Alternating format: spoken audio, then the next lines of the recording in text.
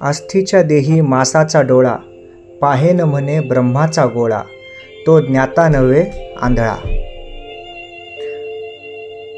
रामदास स्वामी सांगतात की कशा प्रकारे आपण खऱ्या भक्ताला ओळखू शकतो. अनेक जणांच्या मनांमध्ये देवाविषयीचा भाव नसतो, परंतु ते लोक आपण आस्तिक आहोत असं दाखवतात. पण मनामध्ये मात्र कसल्याच प्रकारचं ईश्वराविषयीचं अस्तित्व, श्रद्धा, भक्ती ह्या कोणत्याच गोष्टी नसतात. प्रत्येक त्यांना ईश्वराच्या गोष्टीवर संशय असतो. म्हणजेच काय, त्यांना असं वाटतं की जे आपल्या डोळ्यानं दिसतं तेच सत्य आहे, परंतु ह्या डोळ्यांनी जे दिसत नाही त्याचं काय?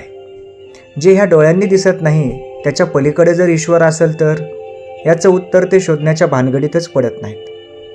म्हणून रामदास स्वामी सांगतात की अस्थिच्या देही मासाचा डोळा, पाहेन म्हणे ब्रह्माचा गोळा.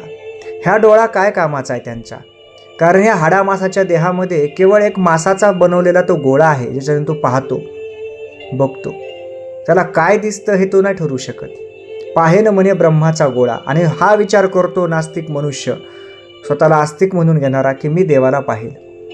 यालाच रामदास स्वामी म्हणतात तो ज्ञाता नव्हे तो तर आंधळा आहे.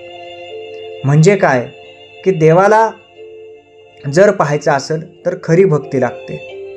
आणि जेव्हा ही तप करण्याची भक्ती, देवाला बघण्याची शक्ती एखाद्या भक्ताला प्राप्त होत नाही, तोपर्यंत त्याला तो देव दिसणार नाही.